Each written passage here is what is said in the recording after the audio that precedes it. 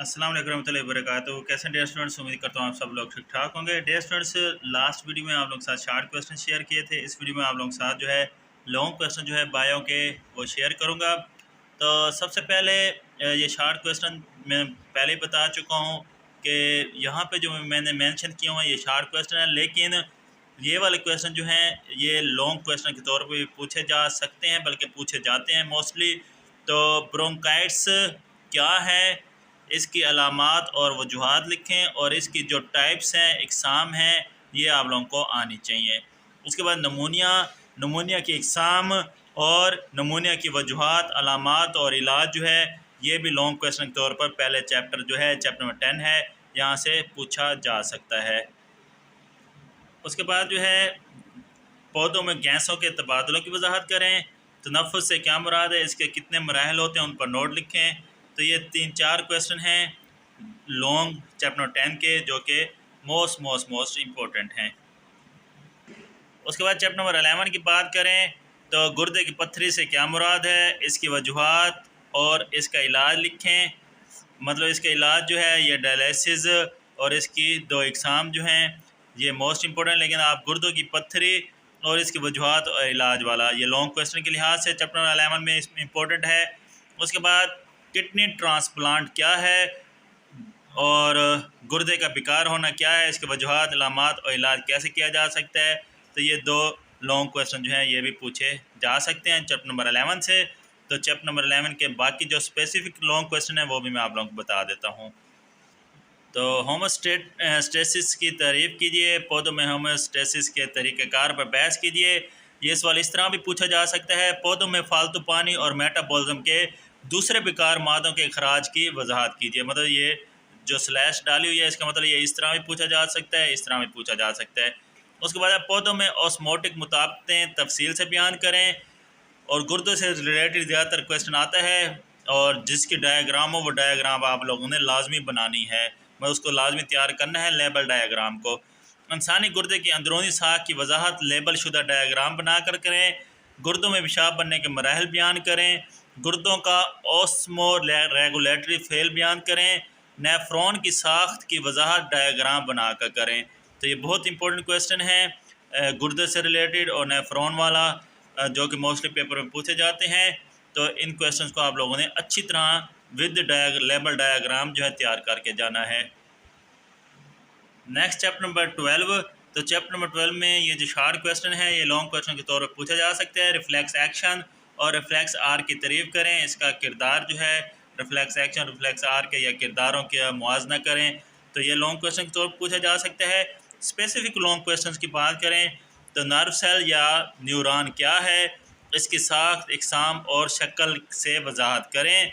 उसके बाद इंसानी दिमाग पर नोट लिखें, स्पेनल कॉर्ड पर नोट लिखें, thyroid glands, pancreas, adrenal glands और पिट्यूटरी ग्लैंड्स की साख्त, अफ़ाल और तफसील से बयान करें, और फालिज और मिर्गी पर नोट लिखें।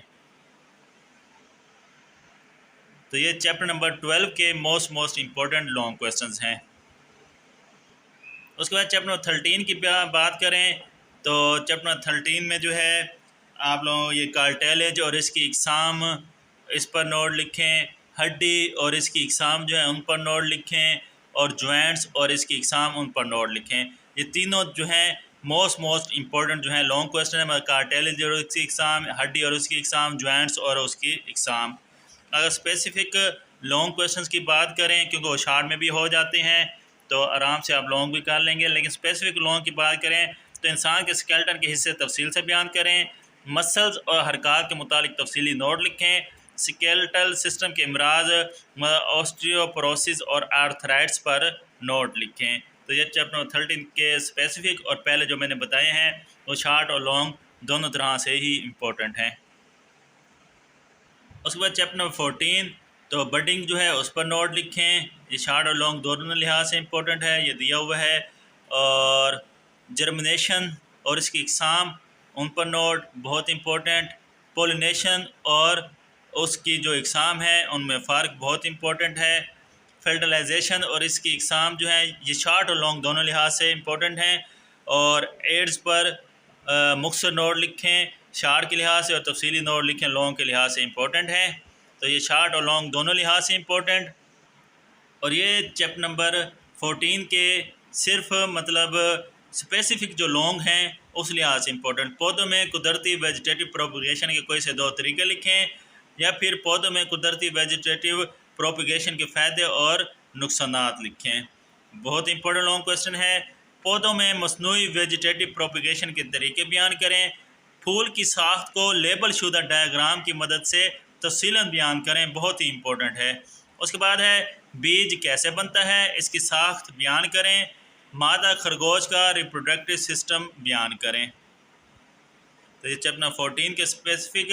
चैप्टर 15 जो है इसमें स्पेसिफिक लॉन्ग तो नहीं है, लेकिन आप लोगों जो है मैंडल का लॉ ऑफ सेग्रीगेशन जो है इसको लाजमी देखते जाइएगा। ये मैंडल का लॉ ऑफ इंडिपेंडेंट असॉर्टमेंट, ये दोनों जो है इनको लाजमी देख लीजिएगा। ज़्यादातर लॉ ऑफ सेग्रीगेशन जो है ये कभी कभी अगर पेपर स्कीम चेंज हो जाए तो इस चैप्टर में से ये जो है पूछा जाता है।